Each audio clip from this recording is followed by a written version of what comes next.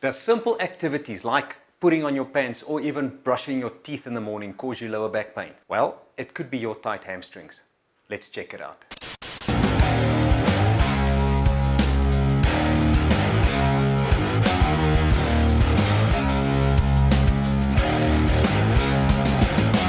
Lower back pain could have a variety of reasons.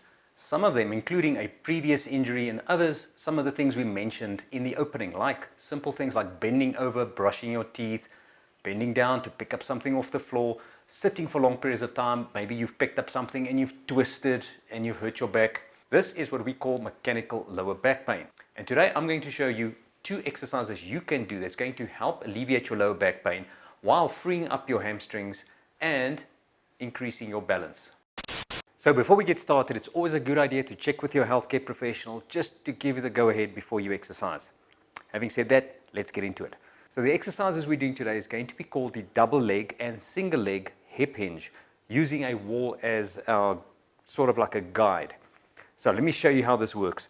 So we find ourselves a wall again, and we measure approximately 1 foot length. So whatever your foot length is, we're going to move that away from the wall. And we're going to stand with our feet nice comfortable distance apart, say let's say just inside shoulder width. Now the key here is always maintain a straight spine, which means a properly aligned spine. Now if I start bending forward, it doesn't mean that my spine is now not straight. It can still be straight, except for now I'm leaning forward. So my spine is still in a correct alignment even though I am bending forward. Now what's happening is, you might not notice it yourself, but your hips are shifting backwards. A lot of people don't know that their hips are supposed to shift behind them in order for them to bend forward correctly without using their lower backs. Because a lot of people, when they bend down to pick up something, they bend out of their lower backs. They round their lower backs and their hips are nowhere. They're not even using their hips. And I'm teaching you today to use your hips whenever you are bending or shifting your center of gravity. So from now, we're going to be pushing the hips back, touching the wall. As soon as you touch the wall, that's it. You come back up again. That's enough. I don't want you bending any further than that. Your knees are going to soften up by themselves. So the only thing that you're doing is keeping your chest upright and looking straight ahead. Lean forward, touch, and come back up. And I want you to pay attention to what your lower back is doing. Your lower back should maintain that normal curvature. We call it a lordosis, a natural lordosis, or a little bit of a hollowness in your back as you are moving back. The other thing I want you to feel is the glute muscles are actually engaged. They're not burning, they're not feeling like they're straining, but they're just active. They're just doing something. And what they're doing is they're decelerating your movement, leaning forward, and then they pick you back up again. Also with the assistance of your hamstrings. And now we get to the actual part while we do this. As you will feel that your hamstring muscles are pulling, and it can actually be a limitation to this exercise. If you feel that you're moving back and you cannot even feel the wall behind you, that's fine. We just move your feet back a little bit. So maybe start with a 1/2 foot. So the idea is to be as strict as possible. So no bending in the spine, especially the lower back, and also keeping the knees nice and soft.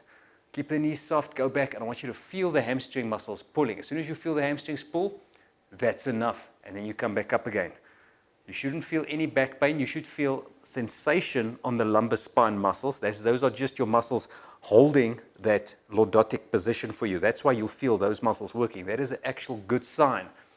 And another thing is you will feel your core muscles engage. So as soon as you keep your chest up, you can even put your fingers here and feel. As soon as you bend forward to touch your glutes against the wall, these muscles are working and the lumbar erector muscles are working, as well as all your core muscles are switching on. So we can do this for about 15 reps, get a good feel for it, making sure that the only place you are pivoting or hinging from is your hip joints. And these are the hip joints here. Those are the only parts of your body that's actually moving. The rest is remaining nice and locked. Your spine is remaining in its neutral position, even though you're bending forward and coming up.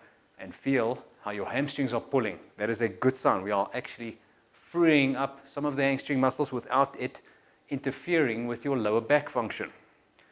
Let's do one more. Breathe in and out and relax. Now from this position, we're going to go on to the second one, and this is a single leg hip hinge. What you are going to do is go back to our first rule of placing your 1 foot against the wall and just moving it exactly 1 foot away. but your other foot can stay behind, very close to the wall, almost in line with your front heel, your big toe in line with your front heel. Now, you're going to lift a little bit off the heel on the back leg, so that approximately 60% of the weight is on the front foot. Then from there, you're going to do exactly the same thing. You're going to lean forward, touch your bum against the wall, and come back up again. This time, you are hinging more of your dominant leg, which is at the front. Breathe in and go. So now you should feel that front leg hamstring doing most of the work, together with the glute, and you'll still feel the lower back muscles engaged, and out. You'll see my chest is up. My focus is straight ahead. Breathe in, come forward. I can feel the lower back muscles firing. I can feel the glutes on this left leg of mine firing, and I can feel the hamstring stretching. Let's go for 2 more. And 1 more, and we can do approximately 10 or 15 on this side. Now imagine, if you do this perfectly well, you could have a pair of dumbbells in each hand and do this, and this is called a deadlift.